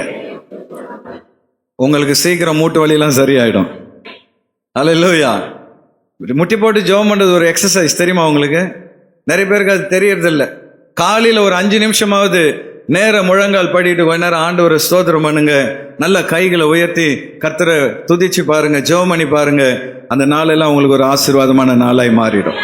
நீ ஆண்டவரை தேடாமல் கர்த்தருடைய பாதத்தில் அமராமல் வேலைன்னு ஓடிக்கொண்டிருந்தால் மாத்தாளை போல நீ வாழ்நாள் எல்லாம் கவலைப்பட்டு கொண்டே இருக்க வேண்டியதுதான். மரியாளை போல இயேசுவின் பாதத்தில் வந்து உறவாடுவாய் என்றால் கர்த்தர் நிச்சயமா இந்த வருடத்தை ஆசீர்வாதத்தின் வருடமாய் மாற்றுவார். இரண்டாவது, அன்பான தேவ பிள்ளைகளே, இயேசுவோடு கூட மரியாள் உறவாடினது மாத்திரமல்ல, அவருடைய உபதேசத்தை அவள் காது கொடுத்து கேட்டாள். உபதேசத்தை கேட்ட மரியாள். 39வது வசனத்தை மறுபடியும் எல்லோரும் சேர்ந்து வாசிங்க பார்க்கலாம். அவளுக்கு மரியாள் எனப்பட்ட ஒரு சகோதரி இருந்தாள். அவள் இயேசுவின் பாதத்தருகே உட்கார்ந்து அவருடைய வசனத்தை கேட்டுக்கொண்டிருந்தாள். கைகளை அல்லேலூயா சொல்லலாமா? மார்த்தாள் எங்க இருந்தாள்? மார்த்தாள் எங்க இருந்தாள்?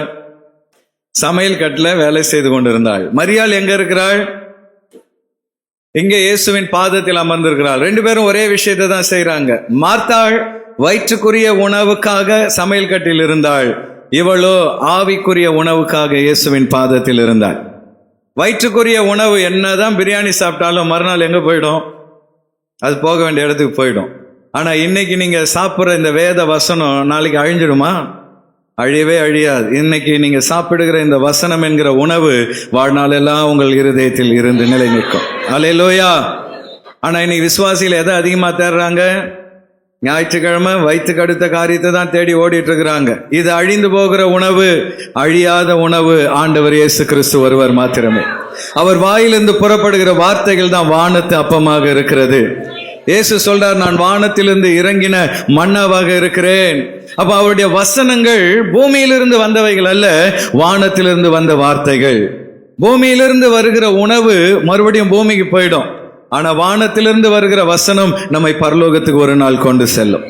இன்னைக்கு நீ எதை தேடுகிறாய்? ஞாயிற்றுக்கிழமை ஆண்டவரை தேடணுன்ற துடிப்பு உனக்குள் இருக்கிறதா?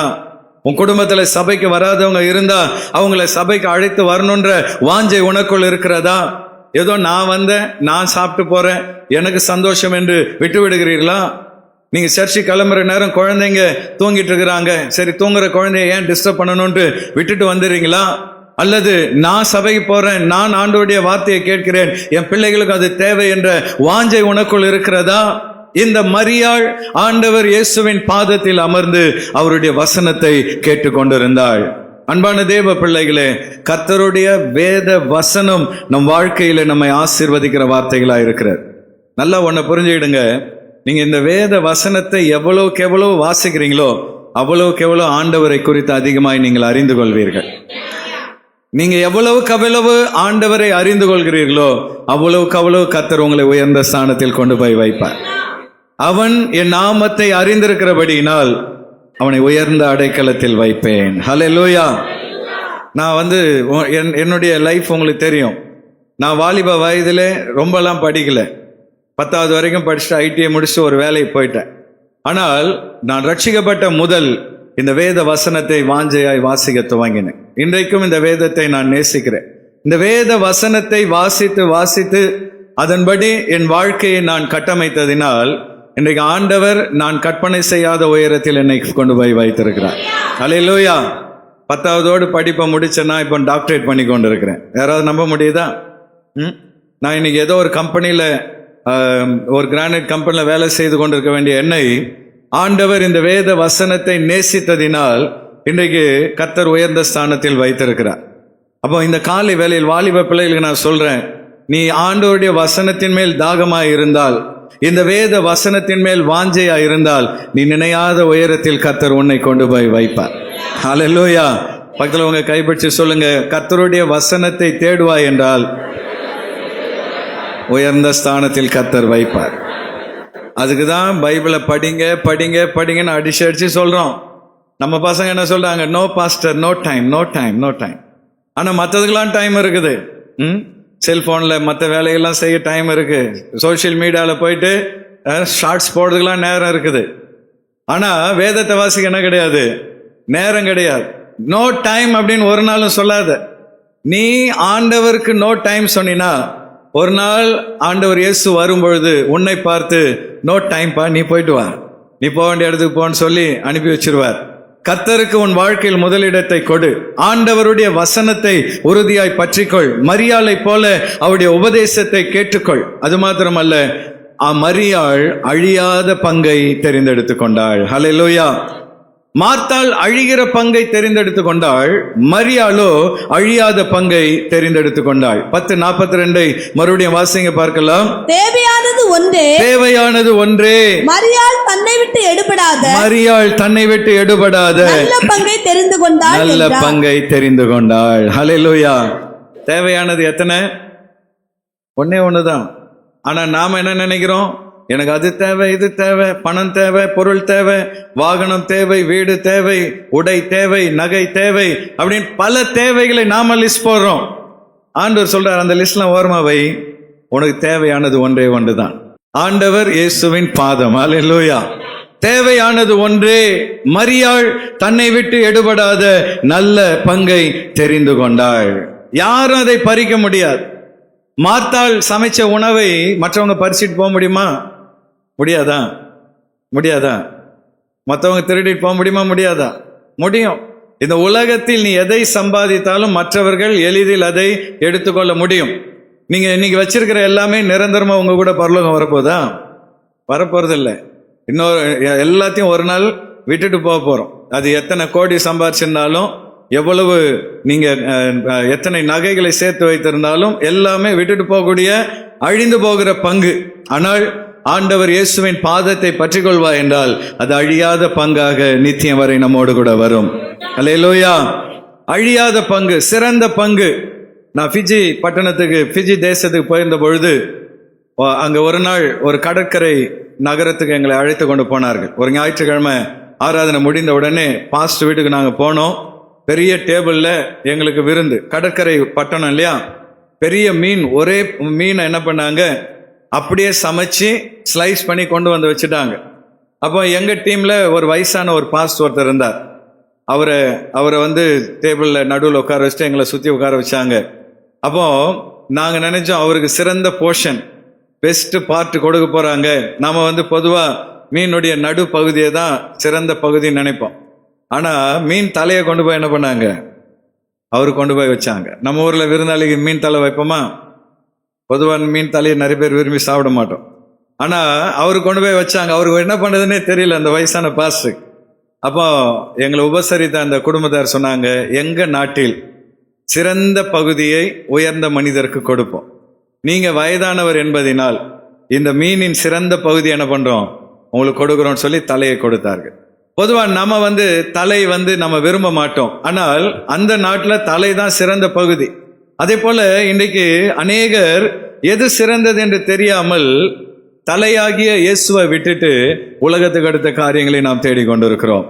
ஆனா நீ சிறந்த பங்காகிய இயேசுவை தேர்ந்தெடுத்து விடுவாய் என்றால் உன் வாழ்க்கையிலே உயர்ந்த நிலையிலே கர்த்தர் கொண்டு போய் வைப்பார்.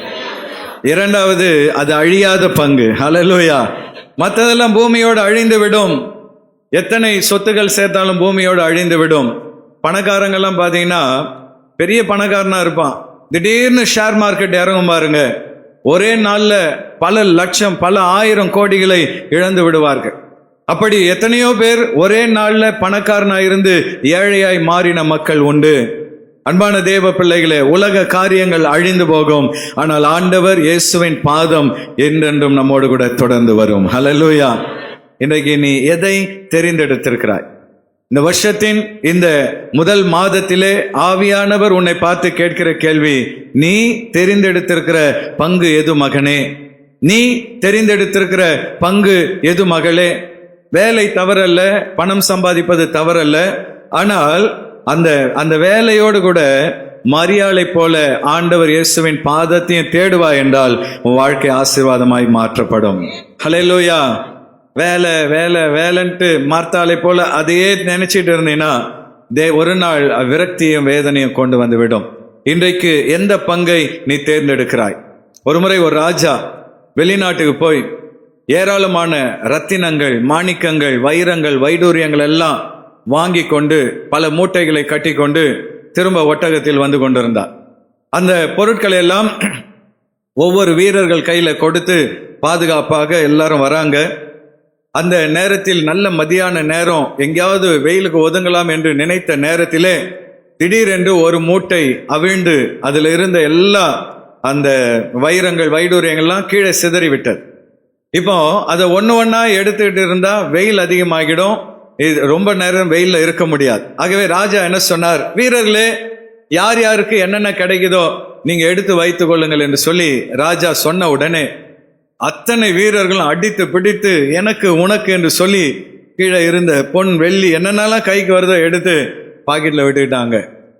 அப்போ ராஜா திரும்பி பார்த்தா அவர் பக்கத்தில் இருக்கிற மெய்க்காவலன் மாத்திரம் அப்படியே ஈட்டியை வச்சுட்டு அப்படியே நிற்கிறார், அசையவே இல்லை. ராஜா சொன்னார், வீரனே உனக்கு பொன் மீதும் பொருள் மீதும் ஆசை இல்லையா? எல்லாரும் ஓடி போய் எடுத்துட்டு இருக்கிறாங்க, நீ என்னப்பா என் பக்கத்துல நின்றுட்டு இருக்கிற? அப்போ அந்த வீரன் சொன்னான், ராஜாவே கீழே கிடக்கிற அந்த பொன் வெள்ளியை விட எனக்கு நீங்க தான் விலையேற பெற்றவர். உங்களை பாதுகாக்க தான் நான் வந்திருக்கிறேன், என் கடமை நான் தவற மாட்டேன்னு சொல்லி அப்படியே நின்னானா. ராஜாவுக்கு எப்படி இருந்திருக்கும்? ஒரே சந்தோஷமாகிவிட்டது. அரண்மனை போன உடனே நடந்ததெல்லாம் அந்த அவையில சொல்லி அந்த வீரனை வரவழைத்து, நீ கீழே கிடக்கிற பொண்ணை விட நான் தான் முக்கியம்னு சொன்னியே, நீ என்னை ரொம்ப டச் பண்ணிட்டடா அப்படின்னு சொல்லி ஒரு மூட்டை பொண்ணை கொடுத்து என்ன பண்ணாரா, பிளஸ் பண்ணாரா, நீ வச்சுக்கோ அப்படின்னு சொல்லி. கூட இருந்த வீரர்கள்லாம் என்ன ஆச்சு, வயிறு எரியுது, நாமன்னா 2-3 தான் கிடைச்சது, இவனுக்கு என்ன கிடைச்சிச்சு, மூட்டையா கிடைச்சிச்சுன்னு சொல்லி எல்லாரும் அவனை பார்த்து வயிறு எறிந்தார்கள். அன்பான தேவ பிள்ளைகளே, அதைத்தான் நம்முடைய ராஜாதி ராஜா நமக்கு செய்ய போகிறார். ஹல்லேலூயா.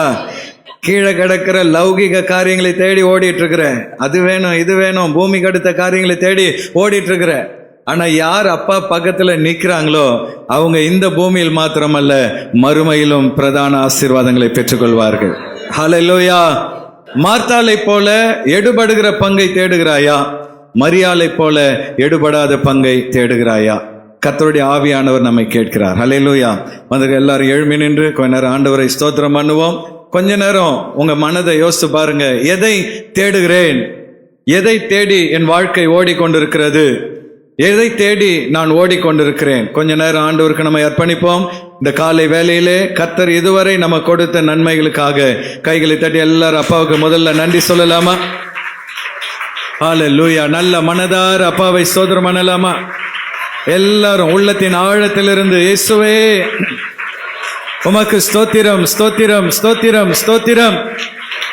ஓரியவனு ஷபலபரணமா ரீகபலபரிய மனுஷபரணமா. உன் நீதியின் விளைச்சலை வர்த்திக்க பண்ணுவேன். என் மகனே என் மகளே, இந்த வருடத்தில் நீ எதையெல்லாம் விதைக்கிறாயோ அதையெல்லாம் நான் வர்த்திக்க பண்ணுவேன், பெருக பண்ணுவேன். இது விளைச்சலின் வருடம். இந்த வருடம் நான் உன்னை ஆசீர்வதிக்கிற வருடம். நிச்சயமாக நான் உன்னை ஆசீர்வதிப்பேன். கரங்களை உயர்த்தி ஆண்டவரை பார்த்து அந்த அர்ப்பணிப்பை சொல்லுங்க. மார்த்தாளை போல அல்ல அப்பா, மரியாளை போல என்னை விட்டு எடுபடாத நல்ல பங்கை தெரிந்து கொள்ள என்னை நான் அர்ப்பணிக்கிறேன். இந்த நாளில் இருந்து அப்பா என்னை விட்டு எடுபடாத நல்ல பங்காகிய உம்முடைய ஆண்டவரே உம்மோடு உறவாடுகிற அனுபவம், உம்முடைய வார்த்தையை கேட்கிற அனுபவம், அந்த நித்திய ஜீவனின் அனுபவத்தை பெற்றுக்கொள்ள என்னை நான் அர்ப்பணிக்கிறேன் அப்பா. கர்த்தருக்கு நம்மை ஒப்பு கொடுப்போம். நிச்சயமாக உங்களை விட்டு எடுபடாத நல்ல பங்காகிய இயேசுவின் பாதம் உங்களோடு கூட இருக்கும். உங்கள் வாழ்நாள் முழுவதும் அது உங்களை வழி நடத்தும். கண்களை மூடி நாம் யாவரும் ஜெபம் பண்ணுவோம். நல்ல தெய்வமே, இந்த அருமையான கால வேலைக்காக நன்றி செலுத்துகிறோம் அப்பா. இந்த நாளிலும் கூட ராஜா நாங்கள் கேட்ட வார்த்தைகளின்படி ஆண்டவரே எங்களை முழுமையாக நாங்கள் தருகிறோம் தகப்பனே. ஆண்டவரே மரியாளை போல இல்லாமல் அப்பா மாத்தாளை போல் நாங்கள் வாழ கர்த்தர் எங்களுக்கு உதவி செய்வீராக தகப்பனே. ஆண்டவரேப்பா மரியாளோ ஆண்டவரேப்பா கீழானவர்களை தேடினதால் ஆண்டவரேப்பா கீழானவர்களை தேடி ஆண்டவரே தன்னுடைய ஆசீர்வாதத்தை இழந்து விட்டதால தகப்பனே. ஆண்டவரே நாங்கள் மரியாளை போல அப்பா வாழ கர்த்தர் எங்களுக்கு உதவி செய்வீராக. ஆண்டவரேப்பா கீழானவைகள் அல்ல ஆண்டவரே நாங்கள் மேலானவைகளை தேடி எங்களுக்கு உதவி செய்வீராக தகப்பனே. ஆண்டவரே எங்களை விட்டு அப்பா எடுபடாத நல்ல பங்கை நாங்கள் தெரிந்து கொள்ள கர்த்தர் எங்களுக்கு உதவி செய்வீராக தேவனே. ஆண்டவரே நாங்கள் அப்பா குடும்பத்தையும் ஆண்டவரே ஆவிக்குரிய வாழ்க்கையும் அப்பா சரியாக ஆண்டவரே நடத்தி செல்ல உதவி செய்வீராக. ஆண்டவரே அப்பா குடும்பத்துக்கு தேவையான கடமைகளை செய்ய ஆண்டவரே எங்களை அர்ப்பணிக்கிறோம் தகப்பனே. ஆண்டவரே அது மட்டும் இல்லாமல் அப்பா அனுதினமும் உம்மோடு கூட ஆண்டவரை இணைகிற அந்த இணைப்பை ஆண்டவரே நாங்கள் அப்பா கரெக்டாக செய்ய கர்த்தர் எங்களுக்கு உதவி செய்வீராக தகப்பனே. ஆண்டவரே அனுதினமும் அப்பா உம்மோடு இணைகிற இணைப்புல ஆண்டவரே நாங்கள் காத்திருக்க எங்களுக்கு உதவி செய்வீராக தேவனே. அப்பா நாங்கள் உம்மை விட்டு ஆண்டவரை பிரியாதபடிக்கு கர்த்தர் எங்களை பாதுகாத்துக் கொள்வீராக ராஜா. ஆண்டவரே அப்பா மரியாள் ஆண்டவரே தன்னை விட்டு எடுபடாத நல்ல பங்கை தெரிந்து கொண்டது போல ஆண்டவரே நாங்களும் அப்பா எங்களை விட்டு எடுபடாத நல்ல பங்கை நாங்கள் தெரிந்து கொள்ள கர்த்தர் எங்களுக்கு உதவி செய்வீராக தகப்பனே. ஆண்டவரே முழுமையாக எங்களை அர்ப்பணிக்கிறோம் தகப்பனே. நீரே பொறுப்பெடுத்து எடுத்துங்க. இயேசுவின் நாமத்தில் ஜெபிக்கிறோம் நல்ல பிதாவே. ஆமென் ஆமென்.